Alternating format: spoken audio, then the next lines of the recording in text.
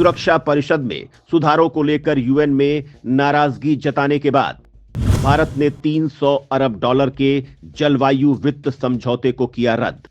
अचानक फ्रांस ने दे दिया भारत की स्थायी सदस्यता को खुला समर्थन। दोस्तों, भारत यूएन की एक्टिविटी और कार्यशैली पर इस वक्त बेहद नाराज है। दुनिया के कई देश यूएन और सुरक्षा परिषद को कुछ देशों के शक्ति प्रदर्शन का अड्डा मान रहे हैं। वीटो को लेकर सवाल खड़े हो रहे हैं। जिन देशों को ये ताकत दी गई है वो अपने फायदे के लिए इसका इस्तेमाल कर रहे हैं। हालत यह है कि चीन जैसे देश पाकिस्तानी आतंकियों को बचाने के लिए अपने वीटो का इस्तेमाल करते हैं और ये सब केवल चीन इस वजह से करता है क्योंकि वो पाकिस्तान को भारत के खिलाफ इस्तेमाल करता है और उसे हथियारों की सप्लाई करता है। भारत इसी वजह से सुरक्षा परिषद में सुधारों की मांग कर रहा है। भारत ग्लोबल साउथ देशों की मजबूत आवाज भी बन चुका है और इस नाते भी वो सुरक्षा परिषद में अपनी आवाज मजबूत कर रहा है। हाल ही में भारत के यूएन में स्थायी प्रतिनिधि पर्वतनेनी हरीश ने सुरक्षा परिषद में सुधार न होने पर कड़ा विरोध किया था और अब भारत ने $300 अरब के जलवायु वित्त समझौते को रद्द किया है, जिसे ग्लोबल साउथ देश तगड़ा समर्थन दे रहे हैं। जिसके बाद फ्रांस ने भारत को यूएनएससी में स्थायी सदस्यता के लिए खुला समर्थन दे दिया है। तो आखिर क्या है जलवायु वित्त समझौता? किस वजह से भारत ने इसका किया है विरोध? फ्रांस ने भारत के समर्थन में क्या कहा है? इस बारे में सब कुछ जानने के लिए वीडियो को अंत तक देखिए।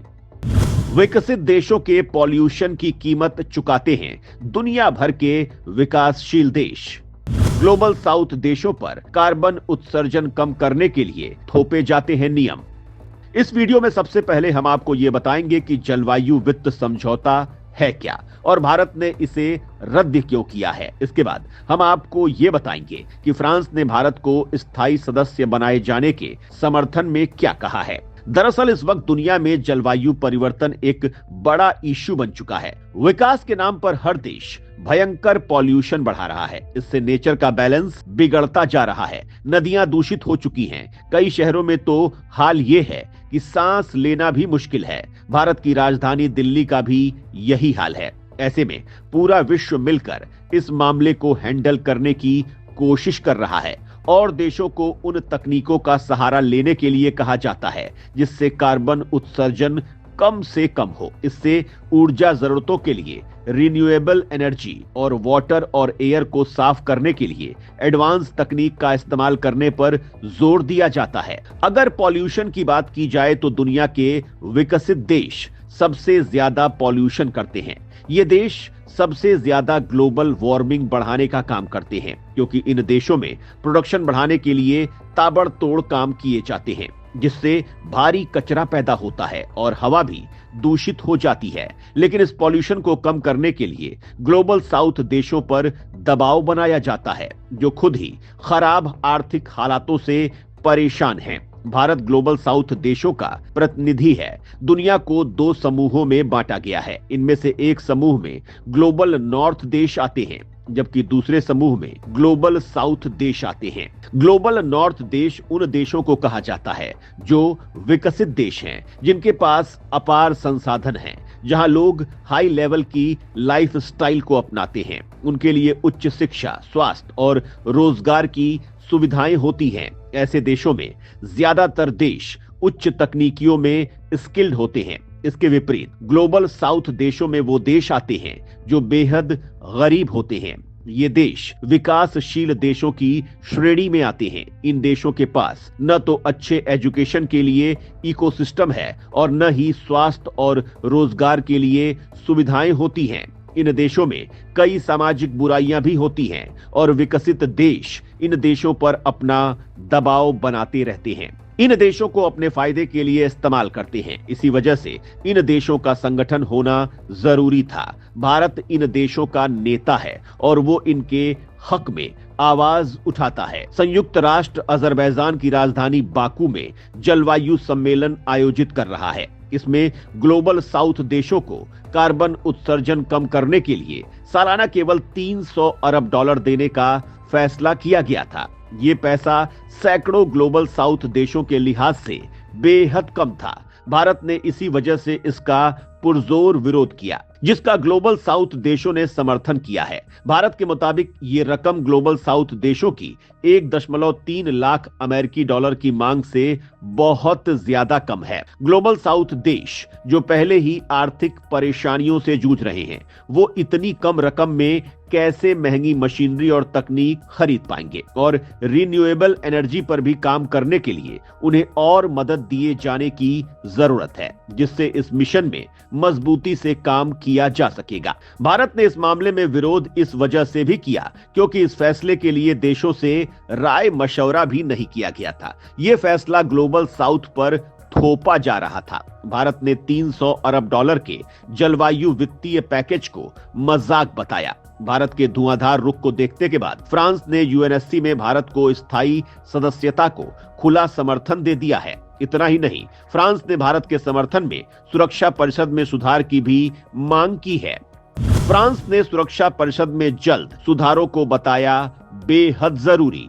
G4 देशों और अफ्रीका को 2 स्थायी सीट देने का किया सपोर्ट। फ्रांस भारत को सुरक्षा परिषद में स्थायी सदस्यता के लिए पहले ही समर्थन दे रहा है और अब उसने अपना समर्थन दोहराया है। फ्रांस का रुख पूरी तरह से भारत के फेवर में है। फ्रांस वीटो के गलत इस्तेमाल का भी विरोध कर रहा है। फ्रांस इस सिलसिले में मांग कर रहा है कि नरसंहार, मानवता के खिलाफ उठाए कदमों और युद्ध अपराध पर वीटो का इस्तेमाल न किया जा सके। फ्रांस के इस मिशन को 100 से अधिक देशों का समर्थन भी मिला है। फ्रांस की ओर से कहा गया है कि सुरक्षा परिषद को मौजूदा हालत में सक्षम बनाने के लिए इसमें सुधार होना ही चाहिए। इसके अलावा फ्रांस ने भारत सहित G4 देशों और अफ्रीका को 2 स्थायी सीट देने का भी समर्थन किया। फ्रांस ने सभी देशों से अपील की है कि वीटो के गलत इस्तेमाल के खिलाफ उसके मिशन को दुनिया भर के देश अपना समर्थन दें। भारत G4 देशों के साथ मिलकर सुरक्षा परिषद में स्थायी सदस्यता की मांग कर रहा है। इन देशों का मानना है कि यूएन जब बना था तब दुनिया के हालत अलग थे, आज हालात बदल गए हैं। ऐसे में उसमें बदलाव की जरूरत है। वहीं आज सुरक्षा परिषद केवल कुछ देशों के लिए ताकत दिखाने का मंच बन गया है, जहां जबरन फैसले लिए जाते हैं। आज कई देश खुले तौर पर यूएन और सुरक्षा परिषद की बात नहीं मानते हैं। खुद सुरक्षा परिषद के स्थायी सदस्य ही आपस में जंग करते रहते हैं। भारत की हालत ये है कि वो बिना किसी स्थायी सदस्यता के ही दुनिया में शांति के लिए काम कर रहा है। भारत ने संयुक्त राष्ट्र के कहने पर लेबनान में भी अपनी सेना तैनात की है। भारत दुनिया भर की आपदाओं में मदद करता है। कोरोना के वक्त भारत ने जिस तरह से काम किया था उसे दुनिया देखती रह गई थी। भारत ने दुनिया भर के कई देशों को वैक्सीन सप्लाई की थी। खुद सुपर पावर को भारत ने दवाएं भेजी थी। इसके बाद भी सुरक्षा परिषद सहित कई महत्वपूर्ण संगठनों में भारत को स्थायी सदस्यता नहीं दी गई है। अब भारत इसके लिए मजबूती से मांग कर रहा है। G4 देशों में भारत, जापान, जर्मनी और ब्राजील शामिल हैं, जिन्हें दुनिया के कई देश अपना समर्थन दे रहे हैं।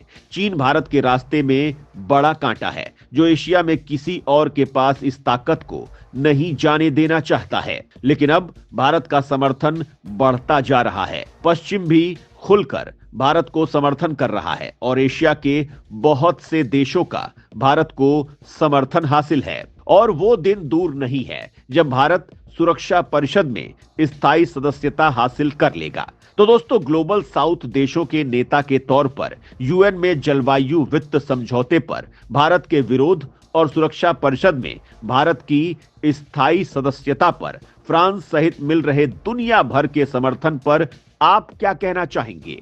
कमेंट में जरूर बताएं।